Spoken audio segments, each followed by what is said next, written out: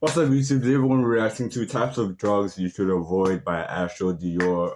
Yeah, this is one of my favorite YouTubers, by the way, if you care or not. But yeah, don't forget to comment, like, subscribe, and share, and fuck with your boy.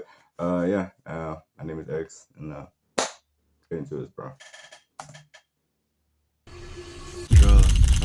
A can of worms nobody should ever open, but boy can they be a good time. I want to start this video by saying I don't condone the use of any harmful substances, hence the title. And due to my poor life choices that have almost gotten me smoked and have gotten me locked up, I feel like I'm a pretty good candidate to speak on. Hopefully my experiences can keep any of you dumb niggas thinking of trying them from doing it. But if not, you're a grown ass man and I tried to help. So with that being said, allow me to present to you drugs you should avoid.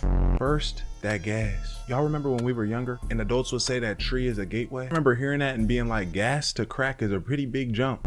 And it is. But the amount of people that I know were once scared to put the devil's lettuce to their lips, quick to do any poison imaginable. I feel like everybody's introduction to tree was basically pretty similar. One of your friends, family members said that they did it and you followed and did it with them. I don't understand that though, bro. I still disagree with that, bro. Like, bro, that's a big fucking jump, nigga. From crack, from gas to crack, nigga. From gas to fent, from gas to heroin, bro. That's a big motherfucking jump, bro. I feel like, yo, them niggas got, I don't know what they got, bro.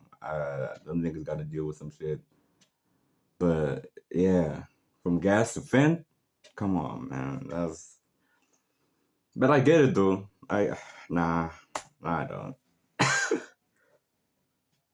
Depending on how your first time getting zooted was, you either realized that it wasn't for you, or you finally caught a glimpse of a whole new world you've been missing out on. My first time smoking was with my Hispanic partner Edgar. That was dead ass his name. Thing is, I didn't even get high. I acted high in front of him, but in my head I was like, I feel normal. After that I smoked with him again. Again, it didn't work. At this point I thought I was immune to this shit. I was under the impression that some people could get high, some people couldn't. Until I was over at my best friend's house. The difference between this time and the others, I was with Edgar hitting a paper. With my dog, he had a pipe. And when I tell you, that first hit from that pipe changed my life forever. After finishing coughing my ass off, I had reached new limits.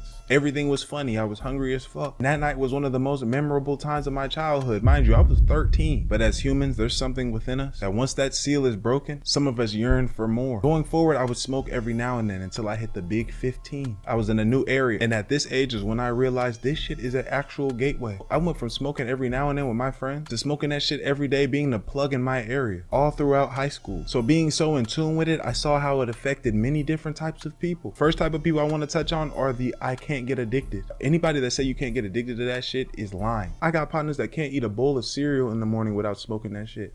Can't go to a loved one's funeral without being high. Me and my people was finna hoop. I'm getting my bag ready to walk out. He gonna say, hold up, let me roll up real quick. I'm like, damn nigga, we about to get active. We can't. Yeah, them niggas are fiends. I can't lie, bro. Like, man can't lie, bro. Niggas that are addicted to gas are fiends, bro. And I feel like they low tier fiends. Like, bro, being like, nigga, no, if you're around the crack head or motherfucking nigga who's addicted to fent, they will do anything for some fucking gas. You can get gas anywhere. Not some gas, nigga, crack or fent. But gas, you can get it anywhere. So you don't need to be sucking dick for gas, if you know what I mean. So yeah, but like, bro, you can't be rolling up everywhere, bro. You can't do one activity without being high, bro. That's a problem, man. If you can't go a month without smoking some gas, that's a problem, bro. Like, I understand I'm smoking it occasionally and shit like that, but like, damn, bro, for every activity that you gotta do, you gotta smoke some gas. That's not real. Do this shit when we're done. And it gets deeper than that. People that be trying to quit after smoking so much be dead ass having withdrawals. My cousin was trying to slow down. He told me he couldn't even sleep. Said he waking up from nightmares and shit. Another sect in the Marijuana community are the motherfuckers that get unproductive as hell. I've had to explain to niggas, if you took the mental decision to stop chiefing, world would be yours. Nigga called me mapping out his whole day, full of productivity. Tap in with him later, see how his day went. He talking about he got high, got on the game. I ask if I'm trying to hop on. Some people can be productive off that shit, not me though. If I'm not out and about, I'm gonna fall asleep or I'm gonna eat. The last group are the criminals. If you're a consistent tree smoker, there's no doubt that you had to deal with some shady individuals. Because of how tapped in I was with it, I've seen every shady nigga there was. I even was a shady nigga. Anybody I would serve to that I didn't like, whatever they would ask for, they gon' get shorted. That's very low level. This shit could end badly. I know niggas that have been on the other side of a gun about this shit. Myself included. I was just lucky enough not to be the one that got hit up. This day I had got a call from somebody that always cops from me. Said they were gonna send somebody my way. Typically, I don't do that. Since I knew him, I said, fuck it, let's do it. The dude hit me, said he wanted to cop an ounce. If you aren't aware, an ounce is 28 grams. And around that time, I was gonna serve it for 200. When I get to him like a dumbass, I let him get in my vehicle. I definitely had been through so much shit at this point and got away with so much shit that I got too comfortable. This was an apartment complex, so I pulled to one of those spots that have the covering. Start making small talk with this nigga. Look over to my left to grab the gas, and all I feel is something cold, hard, and heavy on my hip. No diddy. I turn my head, look at him, he gonna say, I need all of that. I put my hands up immediately like, whoa. He like, yeah, I need all that, I need all that. He looking around for some more shit, but I could tell he flushed. Bro, being held at gunpoint has to be one of the most violating things, bro. Yeah, bro, being held at gunpoint feels... Nigga, you can't do shit, nigga. Fuck is he gonna do? Like in the movie, it's like, oh, bro, don't, no. In real life, nigga, your knees, bro, your heart. I can't even describe it, bro. It feels like somebody molested you, bro, with no consent. Cause there is no consent, nigga. Like, bro, that shit. Like, I understand why niggas in the hood. I understand why niggas, if somebody pull up and rob this shit, they want to spin back. Cause nah, bro, you violating me, man. I understand now, bro.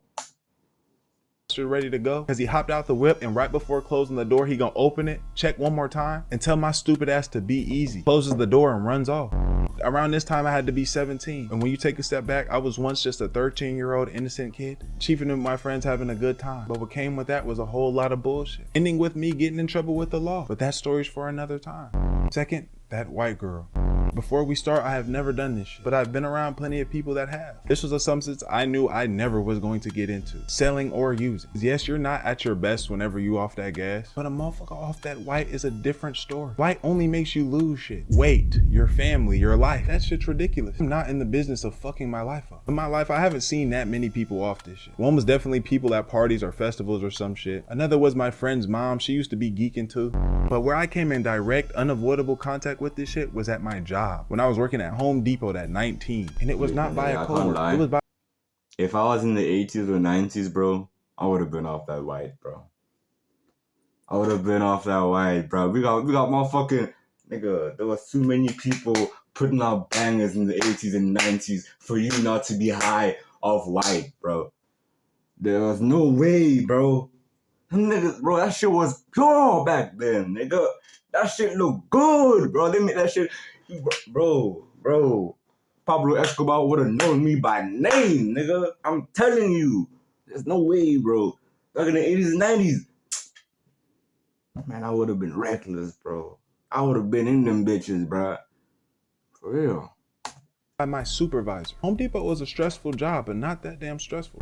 When it got busy, that shit was damn near like slavery. And my supervisor was a very hard worker. One of those supervisors, definitely very childish the more that I think about it. One time on the side of the building, he ran off the wall and did a backflip, but nonetheless a cool guy. I just thought he was a real energetic motherfucker. So one day it was a closing shift. I'm busting my ass. I don't see my supervisor or my coworker nowhere, but I'm just taking it on the chin, getting to work. So I hear a call on the intercom. Talking about New York, come to the manager's office. Make my way over there, open the door, walk in. The door closed behind me on some movie shit. Look to my right, that's my coworker. Manager gonna say, lock the door. Real life movie shit. I've lived a movie life if you have not noticed. This nigga gonna ask me how close he's going. As I'm telling him, puts his head down to the table, has a rolled up piece of paper and hits that hoe.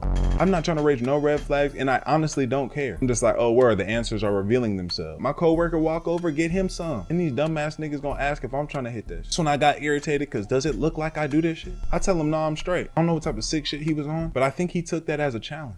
Because every time I worked with him, if he saw me alone, he would ask, hey, I got some shit on me, you trying to hit it? And my answer was no every time.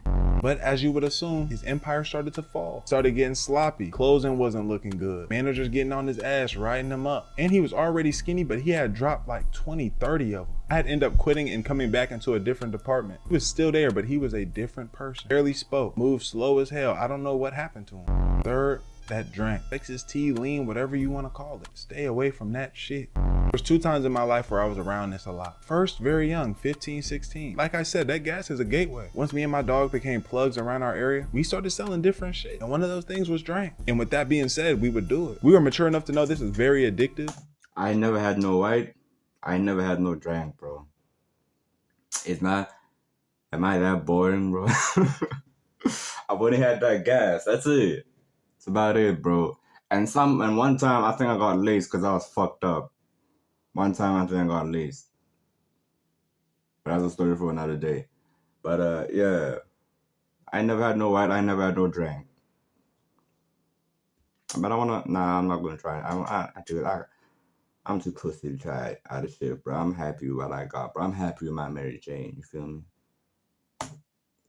So the times we were on it were few and far between. But nonetheless, we was on it. And I have to say, this is a dumb ass drug. All this do is put you on your ass. Lights out. The only appealing thing about it was the taste. Other than that, we were just destroying our bodies going to bed. Not only health-wise, but it impairs you. Never have I been the type of person who could just fall asleep standing up. Depending on how you moving, this shit can do that to you. After a while, thank God, it became very hard to get. So it didn't resurface into my life until I was an adult. Before I became a YouTuber, I was a music producer making beats. I made beats for YoungBoy, No Cap, Rich the Kid, Rod Wave, the list goes on. So as a producer being involved in this scene, of course I'll come in contact with that drink. And there are certain people that are so deep in that, it will tell you do not touch that cup. It's telling me they tried to quit stomach flipping. This almost makes it impossible. It's one of the most expensive, pointless habits you could ever have. Fourth, psychedelics. But the one that I'm speaking on is acid or LSD. This shit is not it. Any motherfucker that co-sign this shit is definitely the world is a matrix ass nigga. And I hate this reality ass nigga because I don't know how anybody can enjoy this shit. Imagine you're watching this video. It looked like the phone screen is melting. That's all this shit does, makes you hallucinate. You can't even think. I remember in high school, people would come up to me talking about tabs of acid and shit. I was dead ass like, no, I'm straight, I'm good. That shit's too movie hippie for me. Why would I want to do anything like that? But then I got to college and my partner was dating this white chick. Our apartment was a 4-bedroom, all my roommates was in the living room. My dog said we should do it. I just kind of entertained the idea, but that was that. I ain't gonna lie. I do want to experience that at least once in my life, bro. Just once. Just take acid or fucking LSD just once, just to experience it. I'm probably gonna hate it because I hate not being in like control, bro. Like I'm too paranoid. Like I hate being paranoid. And my anxiety is too much, bro. Like I hear some shit when I'm alone in the house and I'm like, somebody's here to kill me, bro. Like I can't hear shit and just like, you know, black people, bro, they just stand still and wait for another noise to confirm if some shit is really there or not. I'm that type nigga, bro. Like I'm too paranoid, bro. Like I can't, you know, I wouldn't. Nah, never mind. I don't want to try no more. My nigga, that weekend, Shorty actually brought that shit. Said, all right, I bought it for everybody. Just cash at me this month. I was like, oh damn, she actually went through with that. At this point, my partners was gonna do it. I didn't really care and I wasn't opposed to. She handed it to me. It was 2 sweethearts stuck together. And whatever was sticking it together was, I guess, the LSD. So we were told to suck on it, no dick, till it dissolved. So that's what we did. We all went outside, sat on this bench and kind of was just chilling, waiting on it to hit. Gang, as soon as that shit started, I wanted it to end. All the grass on the ground started waving like this. Sky pulsating and shit. And as I'm getting more and more overwhelmed, the girl gonna say, I think we should go inside. Everybody in agreement, we went in the crib. Sat in the couch, everybody quiet as fuck. Shit felt like a Rick and Morty episode. My dog cut on the TV, starts watching YouTube videos. And this dumbass plays EXO Tour Life by Lil Uzi. I don't know if you've seen that video, but it's a hard watch when you're sober. The scene with all the blood in the tub came up. A nigga, I got up, said, y'all tripping, and went in my room. Laid on the bed and rubbed my dog while I was in a fetal position. The next day, I thought it was all over. I had class and I noticed that some shit was different. This is gonna sound crazy. Anytime I looked at a white person's face, I would feel extreme anxiety and fear. Motherfucker couldn't even say hey to me. I'd be like, oh, excuse me. That shit got too real. And I was stuck like that for like a week and a half. Couldn't even pass my white partner the ball while we was playing basketball at the rec. He talking about, yo, I'm open, bro. I'm turning the ball over and shit. One of the worst experiences I've ever had. But with that being said, another video done. And I really want to put the emphasis on do not touch nothing. If you're already in that world, I would say Hey, bro, I'll say in the video, bro. Shout out to Ashel Dior, fucking great YouTuber. You should watch him. He's in my top 5. He's actually my number 1. But anyway, we don't know what to do. What it was, bro. DX to do it. Don't forget to comment, like, subscribe, and share. And fuck with your boy. Yeah, that was a great video. Don't do drugs at all, and subscribe. It's boy X, and I'm out.